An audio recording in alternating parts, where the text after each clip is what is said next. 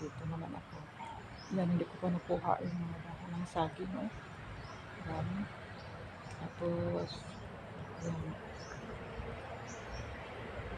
Yung pinasul ko ng kambing. At saka yung isa naman doon. 5 yan ano na. Nabenta na. Yung iba. At saka kinain pa ng aso yung maliliit. Wala pa naman akong lalaking kambing. Naghahanap pa ako para bubuntis itong dalawa kong kambing. At yun, wawalisan ko na naman yan. Yan o. Kasi kawawalis ko lang. Bagyo. Dahon. Hulog ng hulog. Pag hindi ko gagawin din, mabigat ang pagwawalis. Kaya,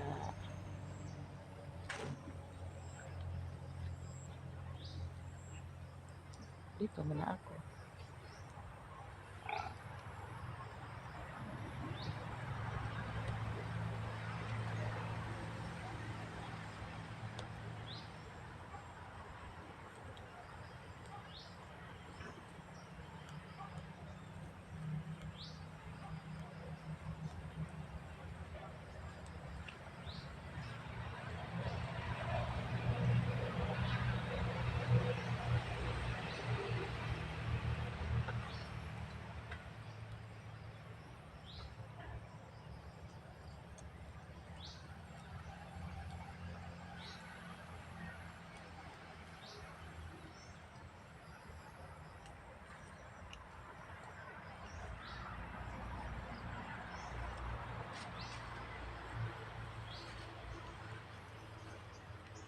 Ang kambing ko, kumakain siya.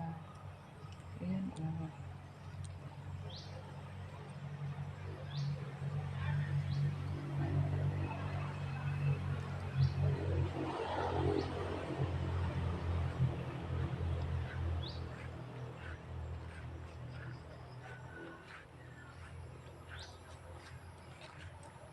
Malapit na yan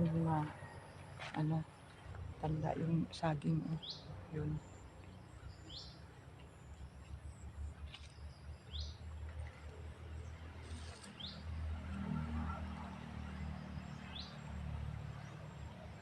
Dito malilim dito.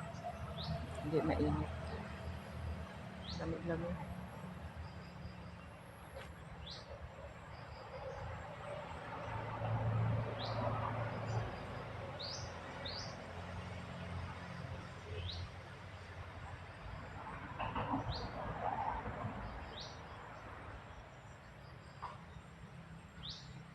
Malapit na rin itong bumunga. Oh. Kasi kakukuha ko lang yung mga maliliit kukunin ko yan kasi ilipat ko yan doon sa kabila. Dapat sana ngayon kasi ulan-ulan eh. Wala akong time. May pasok talaga ako. Di mahabol yung oras ko. Ito nagwawalis. Dapat sana wawalis ako. Tapos mga bandang tanghali kakain ako at dito na magbubutas na sana ako kasi sabay butas, sabay kuha din yan. Yung puno ng saging, yung saha, kumbaga sa Bisaya, yung mga maliliit, itatanim ko doon. At saka yung niyog. Kasi yung iba buhay na eh. Anong gagawin ko ngayon na may pasok ako? So, maghanap ako ng araw. Kaya, linggo. Lunes, Pasko yun eh. Birthday ko yun, 24. Pag-araw, pag walang gagawin, so dito, gagawa ako ng ano. Pero, pahinga dapat sa yan, ano. Pero, sige lang. Sa susunod na araw, pwede naman din yun.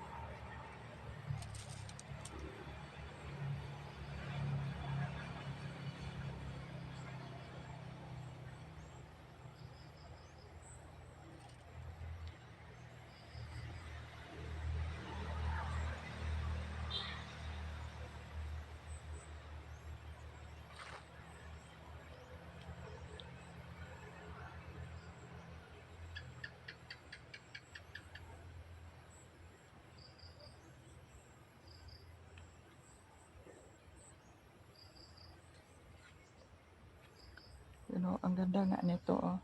Mm, itong damo na yan. Kasi ano to, yung kung wala pa nito, maputik talaga. Ito, pwede kayong magkapaa. Kasi nalagyan ng ganito. Dapat sana ito Bermuda. Ay, ito ang tumubo. Maintain ko na. Tapos, minsan kakainin ito ng kambing. Masarap sa mga kambing to.